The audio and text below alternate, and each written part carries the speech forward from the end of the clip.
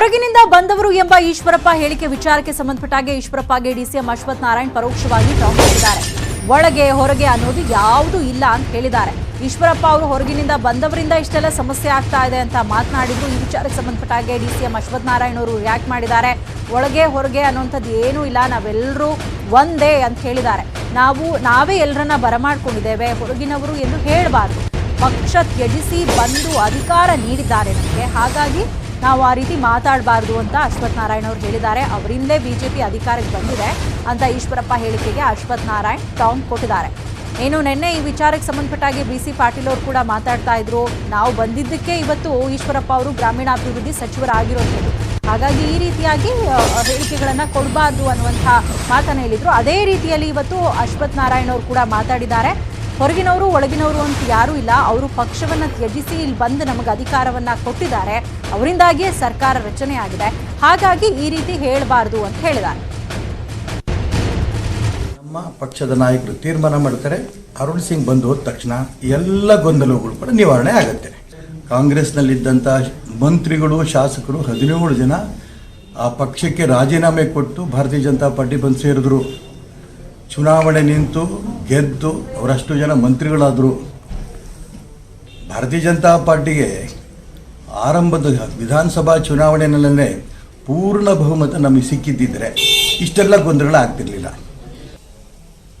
ಏನು ನಮ್ಮ ಇಲಾಖೆಗೆ ಹಣ ಬರಬೇಕಾಗಿತ್ತು, ನೇರವಾಗಿ ಬರ್ದೇನೆ ಮುಖ್ಯಮಂತ್ರಿಗಳು ಬೇರೆ ಕಡೆಯಿಂದ ಕೊಟ್ಟಿದ್ದು ಸರಿನೋ ತಪ್ಪು ಅಂತ ಕ್ಲಾರಿಫಿಕೇಶನ್ ರಾಜ್ಯಪಾಲರ ಹತ್ರ ಹೋಗಿದ್ದ. ಮುಖ್ಯಮಂತ್ರಿಗಳು ಬದಲಾವಣೆ ಮಾಡಬೇಕು ಅಂತನೂ ಅಲ್ಲ, ಮುಖ್ಯಮಂತ್ರಿಗಳು ತಗೊಂಡಿರೋಂಥ ಸ್ಟ್ಯಾಂಡಿನ ಬಗ್ಗೆ ನಿಮ್ಮ ಅಭಿಪ್ರಾಯ ಏನು ತಗೊಳಕ್ಕೆ ನಾನು ಹೋಗಿದ್ದು. ಯಾವ ಕಾರಣಕ್ಕೂ ಕೂಡ ಮುಖ್ಯಮಂತ್ರಿಗಳ ಬಗ್ಗೆ ನಾನು ರಾಜ್ಯಪಾಲ ದೂರು ಕೊಟ್ಟಿಲ್ಲ, ಅವತ್ತು ಕೊಟ್ಟಿಲ್ಲ, ಮಾತಾಡೋಕೆ ಹೋಗಲ್ಲ. ಆದರೆ ಒಂದಂತೂ ಭಾಳ ಸ್ಪಷ್ಟವಾಗಿ ಹೇಳಕ್ಕೆ ಇಷ್ಟಪಡ್ತೀನಿ, ಹೊರಗಿನಿಂದ ಬಂದವರು ಒಳಗಿನಿಂದ ಬಂದವರೆಲ್ಲ ನಾವು ಸ್ವಾಗತ ಮಾಡ್ಕೊಂಡಿರೋದು, ನಾವು ಸೇರಿಸ್ಕೊಂಡಿರೋವಂಥದ್ದು.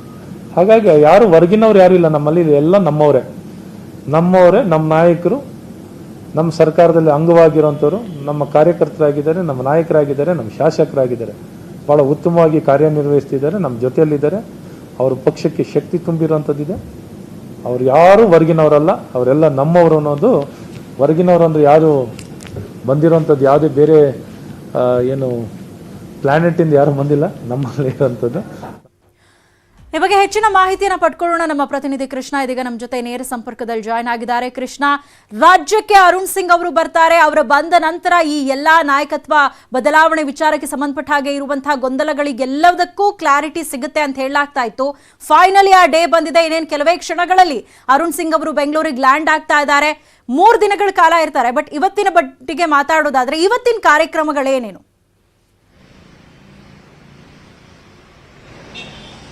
ಸೌಮ್ಯ, ಈಗಾಗಲೇ ಎಲ್ರಿಗೂ ಕೂಡ ಕುತೂಹಲ ಮೂಡಿಸಿರುವಂಥದ್ದು ನಾಯಕತ್ವ ಬಿಜೆಪಿಯಲ್ಲಿ ನಾಯಕತ್ವದ ಬದಲಾವಣೆಗೆ ಯಾವ ರೀತಿಯಾದಂಥ ನಿರ್ಧಾರವನ್ನು ಅರುಣ್ ಸಿಂಗ್ ಅವರು ಕೈಗೊಳ್ತಾರೆ ಅನ್ನುವಂಥದ್ದು. ಈಗಾಗಲೇ ಅರುಣ್ ಸಿಂಗ್ ಅವರು ಇನ್ನೇನು ಕೆಲವೇ ಹೊತ್ತಿನಲ್ಲಿ ರಾಜಧಾನಿ ಬೆಂಗಳೂರಿಗೆ ಆಗಮಿಸ್ತಾ ಇದ್ದಾರೆ.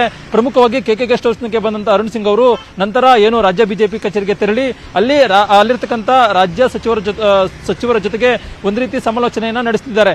ಒಂದ್ ಕಡೆ ಈಗಾಗಲೇ ಸಾಕಷ್ಟು ಚರ್ಚೆ ಆಗ್ತಾ ಇರುವಂಥದ್ದು ನಾಯಕತ್ವದ ಬದಲಾವಣೆ ಬಗ್ಗೆ. ಪ್ರಮುಖವಾಗಿ ಮುಖ್ಯಮಂತ್ರಿ ಬಿ ಎಸ್ ಯಡಿಯೂರಪ್ಪನವರು ಬದಲಾವಣೆ ಆಗ್ತಾರೆ ಅನ್ನುವಂಥದ್ದು. ಇದಕ್ಕೆ ಪುಷ್ಟಿ ಕೊಡುವಂತೆ ಇವತ್ತು ಹಿರಿಯ ಸಚಿವರು ಆಗಿರತಕ್ಕಂಥ ಕೆ.ಎಸ್. ಈಶ್ವರಪ್ಪನವರು ಕೂಡ ಮಾತನಾಡಿದ್ದಾರೆ. ಅಂದ್ರೆ ರಾಜ್ಯದಲ್ಲಿ ಮುಖ್ಯಮಂತ್ರಿಗಳ ಬದಲಾವಣೆ ಬಗ್ಗೆ ಪ್ರಸ್ತಾವ ಇರುವಂತದ್ದು ನಿಜ, ಆದ್ರೆ ಇದ್ರ ಬಗ್ಗೆ ಹೈಕಮಾಂಡ್ ತೀರ್ಮಾನ ಆಗುತ್ತೆ ಅನ್ನೋ ಒಂದು ಮಾತನ್ನ ಸ್ವತಃ ಈಶ್ವರಪ್ಪನವರು ಇರೋದ್ರಿಂದಾಗಿ ಎಲ್ಲ ಒಂದ್ ಕಡೆ ಬಹಳಷ್ಟು ಒಂದ್ ರೀತಿ ಚರ್ಚೆಗೂ ಕೂಡ ಗ್ರಸವಾಗಿದೆ. ಯಾಕಂದ್ರೆ ನಿನ್ನೆ ತಾನೇ ಮುಖ್ಯಮಂತ್ರಿಗಳು ಯಾವುದೇ ಕಾರಣಕ್ಕೂ ಕೂಡ ನಾಯಕತ್ವದ ಬದಲಾವಣೆಯಲ್ಲಿ ಯಾವುದೇ ರೀತಿಯ ಗೊಂದಲ ಇಲ್ಲ, ನಾನೇ ಇನ್ನೂ 2 ವರ್ಷಗಳ ಕಾಲ ಮುಂದುವರಿತೀನಿ ಅನ್ನೋ ಮಾತನ್ನ ಮುಖ್ಯಮಂತ್ರಿಗಳು ಹೇಳಿದ್ರು.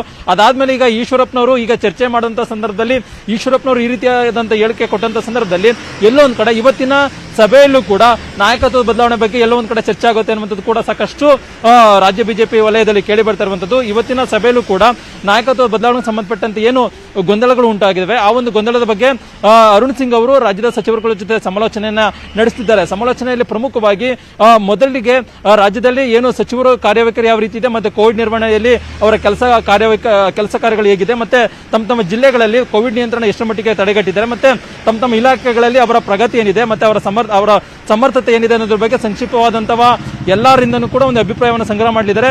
ಅಂತಿಮವಾಗಿ ಸಚಿವರಿಂದನೂ ಯಡಿಯೂರಪ್ಪನವರ ಪರವಾಗಿ ಅಥವಾ ವಿರುದ್ಧವಾಗಿ ಯಾರು ಮಾತಾಡ್ತಾರೆ ಅನ್ನೋದ್ರ ಬಗ್ಗೆ ಕೂಡ ವರದಿಯನ್ನು ಪಡೆಯೋದಕ್ಕೆ ಅರುಣ್ ಸಿಂಗ್ ಅವರು ಮುಂದಾಗಿದ್ದಾರೆ. ಆದರೆ ಎಲ್ಲೋ ಒಂದ್ ಕಡೆ ಕೆಲ ಸಚಿವರುಗಳು ಬಹಳಷ್ಟು ಬೇಸರ ಆಗಿದ್ದಾರೆ. ಯಾಕಂದ್ರೆ ಅವತ್ತಿನ ಸಂಜೆಯ ಸಭೆಯಲ್ಲಿ ಪ್ರಮುಖವಾಗಿ ಮುಖ್ಯಮಂತ್ರಿ ಬಿ ಎಸ್ ಯಡಿಯೂರಪ್ಪನವರು ಭಾಗಿಯಾಗಿರೋದ್ರಿಂದಾಗಿ ಏನ್ ಹೇಳ್ಕೊಳ್ಳೋದಕ್ಕೂ ಕೂಡ ಸಾಧ್ಯವಾಗೋದಿಲ್ಲ. ಹೀಗಾಗಿ ಪ್ರತ್ಯೇಕವಾಗಿ ನಮ್ಮ ಜೊತೆ ಕರೆದು ಮಾತಾಡಿ ಅನ್ನೋ ಒಂದು ಮಾತನ್ನ ಕೆಲ ಸಚಿವರುಗಳು ಕೂಡ ಅರುಣ್ ಸಿಂಗ್ ಅವ್ರಿಗೆ ಹೇಳಿದ್ದಾರೆ. ಹೀಗಾಗಿ ಇವತ್ತಿನ ಸಭೆಯಲ್ಲಿ ಮಾತಾಡ್ತಾರೆ ಅಂತಲೂ ಇತ್ತಲ್ವಾ, ಗುಂಪಾಗಿ ಯಾರು ಬರಬೇಡಿ, ಸಪರೇಟ್ ಆಗಿ ಅಭಿಪ್ರಾಯ ಸಂಗ್ರಹ ಮಾಡ್ತಾರೆ ಅಂತಲೂ ಕೂಡ ಇತ್ತಲ್ವಾ ಅರುಣ್ ಸಿಂಗ್ ಅವರು. ಕೃಷ್ಣ,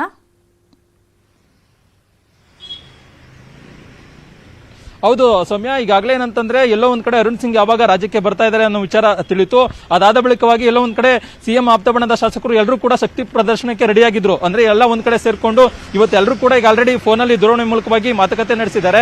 ಮತ್ತೆ ನಾಳೆ ಬೆಳಿಗ್ಗೆ ಒಂದ್ ಕಡೆ ಸೇರ್ಕೊಂಡು ಅಂತಿಮವಾಗಿ ರಾಜ್ಯ ಬಿಜೆಪಿ ಕಚೇರಿಗೆ ತೆರಳಿ ಅರುಣ್ ಸಿಂಗ್ ಅವರನ್ನ ಒಂದ್ ರೀತಿ ಗುಂಪಾಗಿ ಭೇಟಿ ಮಾಡೋದಕ್ಕೆ ತೀರ್ಮಾನವನ್ನು ಮಾಡ್ಕೊಂಡಿದ್ರು. ಆದ್ರೆ ಎಲ್ಲ ಒಂದ್ ಕಡೆ ಹೈಕಮಾಂಡ್ ಇದಕ್ಕೆ ಬ್ರೇಕ್ ಹಾಕಿದೆ. ಯಾಕಂದ್ರೆ ಯಾವುದೇ ಕಾರಣಕ್ಕೂ ಕೂಡ ಒಟ್ಟಾಗಿ ಹೋಗಬಾರ್ದು, ಪ್ರತ್ಯೇಕವಾಗಿ ಹೋಗಿ ಭೇಟಿ ಮಾಡಿ ತಮ್ಮ ಸಮಸ್ಯೆ ಏನಿದೆ ಅದನ್ನು ಹೇಳ್ಕೊಳ್ಳಿ ಅನ್ನೋ ಮಾತನ್ನು ಹೈಕಮಾಂಡ್ ಹೇಳಿರುವಂತಹ ಕಾರಣಕ್ಕೋಸ್ಕರವಾಗಿ ಈಗ ಎಲ್ಲಾ ಶಾಸಕರು ಕೂಡ ಪ್ರತ್ಯೇಕವಾಗಿ ಭೇಟಿ ಮಾಡೋದಕ್ಕೆ ತೀರ್ಮಾನವನ್ನು ಮಾಡಿದ್ದಾರೆ.